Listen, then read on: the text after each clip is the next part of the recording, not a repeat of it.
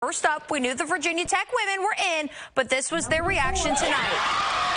Finding out as a team that they would, in fact, be the 4 seed, which means they're hosting the first 2 rounds. The Hokies lost to Baylor in the round of 32, but head coach Kenny Brooks said that Kim Mulkey, who was the coach at the time, came up to him and said, "You have a future. These girls are just babies." Well, those babies, Georgia Amor, Kayla King, they are now seniors and ready to take on Baylor tonight in the round of 32. The players in the locker room did say that this would sting for a couple days, but they are excited to see their name tomorrow on Selection Sunday. The biggest note we've heard all season is how poorly the next-gen cars drive on short tracks, and the proof was in the pudding tonight. He said, of course, 3 gave him a little trouble. That's where he bogeyed. But he said he played this course when he was in the Big 12 tournament. He's used to it, and he hopes to cruise right into day 2, carrying this lead. Northcross football continues to pump out talent, especially when it comes to the offensive line. Still extremely special to see race fans filling these stands. Not a single empty seat. Excited for racing back here in Wilkes County. You told me in July when we talked that you just had one request for management in the Boston Red Sox organization, and it was to make a stop in Salem as you were rehabbing your arm. Why was it so meaningful for you to come back here and play in Southwest Virginia?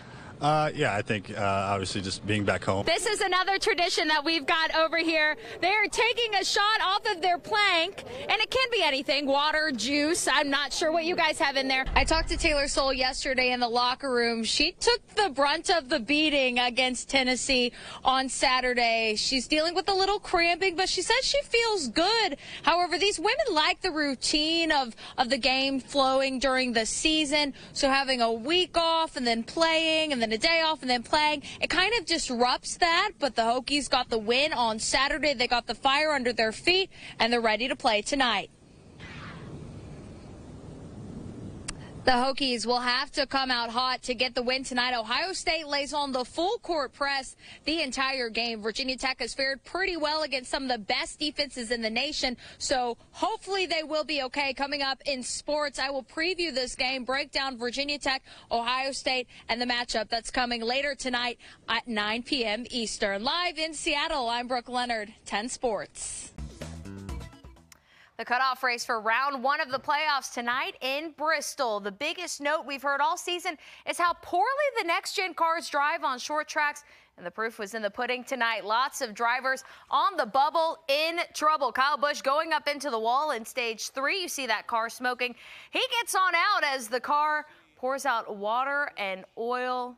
He is done racing tonight. Then out of the caution, Daniel Suarez loses control and corrects, but takes out Alex Bowman, who makes it to the next round, and Austin Dillon, who is ultimately eliminated. But it's Chris Buescher who is the winner, making him the 19th different driver to win in 2022.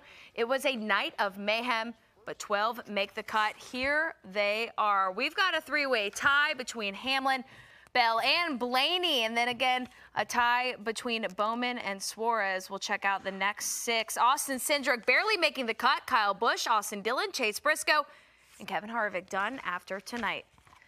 All right, some college football. Virginia Tech back in action today, taking on Wofford. The Mike Young Bowl is what fans have been calling it, but unlike Coach Young, the Terriers haven't scored a point all season. Hokies and Terriers battling for the first time ever on Military Appreciation Day at Lane Stadium. The students understood the assignment. It's a whiteout. Hokies offense struggling early, 4th and short on their opening drive. Harrison Morgan gets the tackle for loss to force the turnover on downs.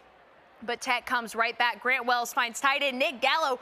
That led to a field goal and a 3-0 lead. Later, it's 6-0. Tech finds the end zone. 1-yard TD rush for Jalen Holston. 13-0 Hokies lead.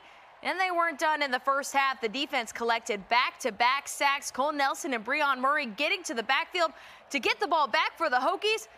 And they're going to cash it in again. This 10-play drive ending with an 11-yard touchdown pass to Jaden Blue. The Hokies led 20-0 at halftime, but Virginia Tech prevails 27-7. Our Eric Johnson has more from Blacksburg. Thanks, Eric. In Charlottesville, UVA hosting ODU today. The Monarchs beating Tech just a few weeks ago. First quarter, Mike Hollins pushing it through here, getting by with a little help from his friends. UVA goes up 7-0. Late fourth quarter, Virginia up 13-7. ODU trying to make something happen. Zach Coots reels it in on the 1-yard line and gets it in the end zone. ODU with a 1-point lead. UVA gets the ball down to the red zone. Brendan Farrell saving the day with the 26-yard walk-off kick to win. UVA escapes this one 16-14. Here's the star of the game, kicker Brendan Farrell. For the second time this season, confetti has fallen on Virginia Tech. This one marking maybe the best first yet, a Final Four berth that's never happened in school history. It's a different type of feeling. The ACC tournament was great, but this is just absolutely beautiful. How do you bask in the sweetness of victory if there's no belief? We did it! Don't ask the Hokies. Belief was never off the table. You don't have to believe. We believe, and that's all that matters. Virginia Tech's win over Ohio State in the Elite Eight puts them in the history books once again. No women's basketball team has ever made it to the Final Four until now. The maturity level of this group, they don't get angry. They read it. They're knowledgeable. They're very, very smart, but they don't go out and try to prove people wrong. We're trying to prove ourselves right. Once again, transfers like Taylor Soule bought into a vision on a visit, seeing it come to life right before their eyes. This is why she came here. This is why she came here. I love her so much. So much. So much. So much. Everybody keeps telling me thank you, C-Soul, for coming, but thank them. Thank you for having me, for believing in me, for pushing me. I'm a Hokie. Who would have thought it? I'm a Hokie. Yes, she is. Yes, she is. So, as one of the final 4 teams left in the country, has this win sunk in yet? I think this has more than any of the other things. Yeah, it feels really good, and we all wanted this so bad. So. Next up for Virginia Tech, they'll hop on a plane at 9 a.m. Tuesday morning and head to Dallas. That's where they'll face LSU on Friday in the Final Four.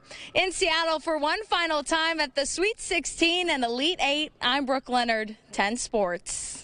Whether it's late nights after games, watching film, or sitting in on budget meetings for new equipment, Heritage head coach Brad Bradley is no stranger to the other duties as assigned, part of his job.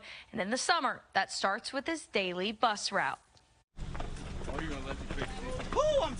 Every day in the summer, before and after practice, Heritage head coach Brad Bradley starts his bus route.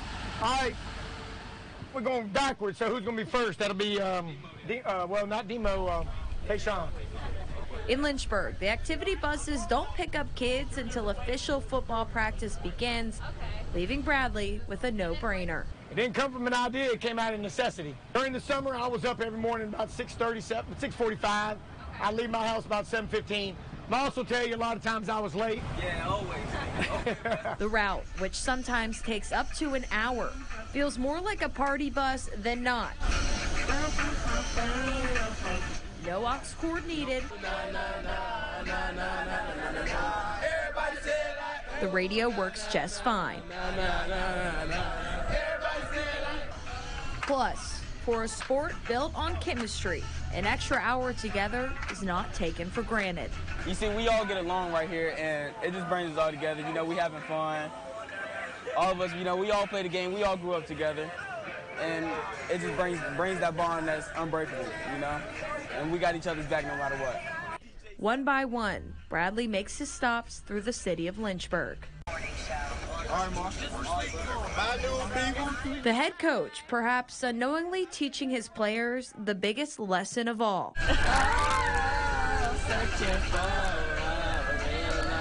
Real love is going the extra mile.